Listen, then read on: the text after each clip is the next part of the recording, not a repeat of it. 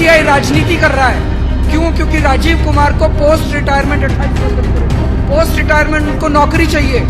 मैं राजीव कुमार जी को कहना चाहता हूं, इतिहास उन्हें माफ नहीं करेगा। जितना कबाड़ा राजीव कुमार जी ने इलेक्शन कमीशन का किया है, मुझे लगता नहीं कि भारत के इतिहास में इलेक्शन कमीशन का इतना कबाड़ा। मैं आज पवित्र यमुना माता के चरणों में यहाँ पर आया हूँ। आप देख भी रहे हैं, मैंने यहाँ पर पानी का, माँ यमुना के उस पानी का आचमन भी किया है।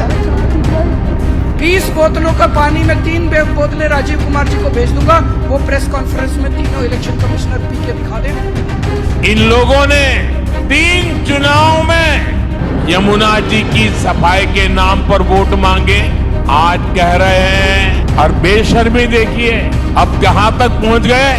अरे भाई, यमुना जी से तो वोट थोड़ा मिलता है, हम यमुना जी की सफाई नहीं करेंगे।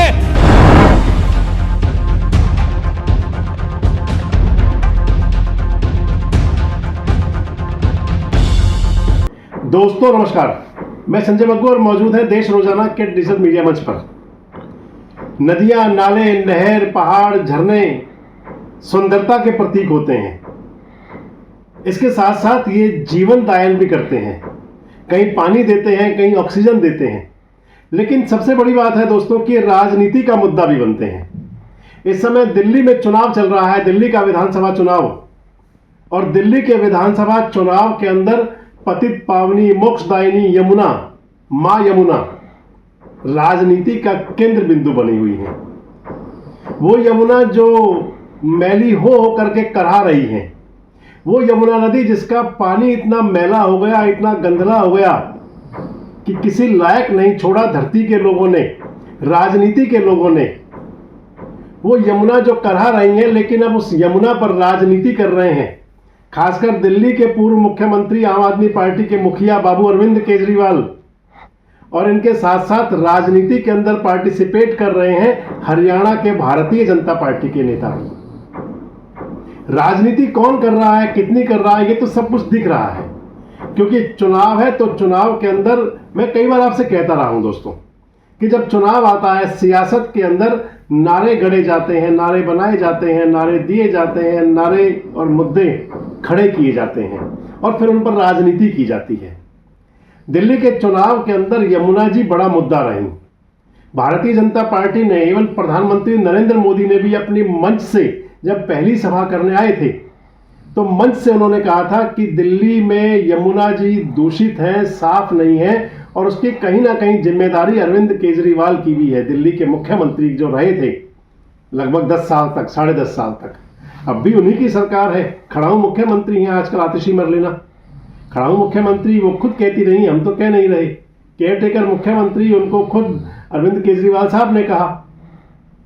तो उस यमुना जी को लेकर के राजनीति जो वहां से शुरू हुई, यमुना मैली है प्रधानमंत्री जी कह रहे थे, लेकिन कुछ जिम्मेदारी तो सेंट्रल गवर्नमेंट की भी थी। खैर, यमुना दूषित है, यमुना मैली है, यमुना करहा रही है, जब ये बात चली तो इससे 4 कदम आगे बढ़े अरविंद केजरीवाल। क्योंकि अरविंद केजरीवाल 1 या 2 कदम की राजनीति नहीं करते। अरविंद केजरीवाल तो सीधे 4, 6 और 10 कदम आगे बढ़ा करते हैं।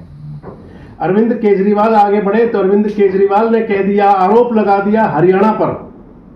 उस हरियाणा पर जिस हरियाणा के लिए आज से लगभग 4 महीने पहले हरियाणा में घूमते हुए अरविंद केजरीवाल कह रहे थे कि मैं हरियाणा का लाल हूं, कह रहे थे कि हरियाणा मेरा है, सिवानी मंडी का लाल हूं, मैं हरियाणा का लाल हूं। उस हरियाणा पर आरोप लगा दिया अरविंद केजरीवाल ने। अरविंद केजरीवाल ने कहा कि हरियाणा ने यमुना को दूषित कर दिया है। यमुना के अंदर सीधे सीधे आरोप लगाया हरियाणा की सरकार पर। और सरकार हमेशा दोस्तों जनता हुआ करती है। लोकतंत्र के अंदर, लोकशाही के अंदर, जो अरविंद केजरीवाल के गुरुदेव अन्ना हजारे कहा करते थे पहले भी, कि लोकतंत्र के अंदर सबसे बड़ी लोकशाही होती है और लोकशाही के अंदर सबसे बड़ा लोक होता है। लोक का मतलब जनता। सरकारें जनता की हुआ करती हैं। कोई नेता, कोई पार्टी कुछ समय के लिए आ सकता है, लेकिन जो सरकार होती है जनता द्वारा, जनता के लिए, जनता के हित की हुआ करती हैं। तो अरविंद केजरीवाल ने आरोप लगाया हरियाणा सरकार पर, और हरियाणा सरकार पर आरोप लगाते हुए कहा कि हरियाणा, दिल्ली के अंदर, हरियाणा की सरकार दिल्ली के अंदर एक बहुत बड़ा नरसंहार करना चाहती थी। अगर माने तो ये ऐसा आरोप है कि जिससे सामने वाले की रूह कांप जाए। नरसंहार का मतलब आप समझते होंगे। नरसंहार का मतलब यह है कि बड़ी संख्या में लोगों का कत्ल कर देना, लोगों की जान ले लेना। और अरविंद केजरीवाल ने बिना कुछ सोचे समझे हुए, शायद मैं तो यही कहूंगा, और बड़ा भोला सा मुंह बनाते हुए कह दिया था कि हरियाणा की सरकार दिल्ली में नरसंहार करना चाहती थी। बात किस लिए थी कि यमुना के अंदर पानी, जो यमुना के पानी में जहर मिला दिया, सीधा आरोप लगाया था। ये नहीं कहा था कि अमोनिया की मात्रा ज्यादा हो गई, ये कहा कि सीधा जहर मिला दिया। हालांकि उनके उस आरोप का दिल्ली के जल बोर्ड की जो मुखिया, उन्होंने विरोध भी किया। उन्होंने कहा कि ऐसा कुछ है नहीं। और फिर शुरू हुई इस पर राजनीति। हरियाणा के मुख्यमंत्री नायब सिंह सैनी पहुंचे उस स्थान पर जहां से यमुना जी हरियाणा से दिल्ली में प्रवेश करती हैं। वहां जाकर के आचमन किया, जल पिया और उसके साथ उस जल को अपने शरीर पर छींटे डाले। आप देखिए उस वीडियो को भी। और उसके बाद में, हालांकि ये पहले सोशल मीडिया पर भी चला, आतिशी मरलेना के ट्वीट को एक्स पर जो उन्होंने पोस्ट किया था, उसको रीपोस्ट करते हुए हरियाणा के मुख्यमंत्री नायब सिंह सैनी ने कहा था कि मैं तो जा रहा हूं, आप भी आ जाइए। नायब सिंह सैनी पहुंचे, उन्होंने आचमन किया।